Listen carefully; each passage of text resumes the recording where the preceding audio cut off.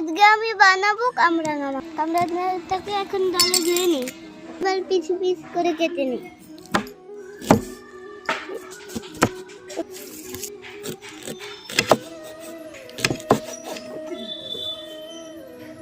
এক একটা করে আমি সাজিয়ে নিচ্ছি।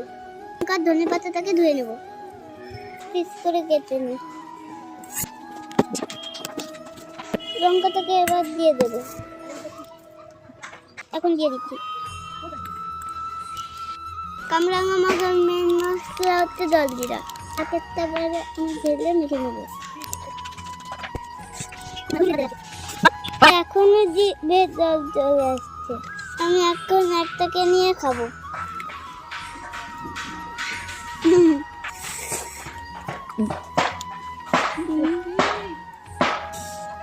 ভিডিওটা যদি ভালো লাগে তাহলে লাইক করে দিও।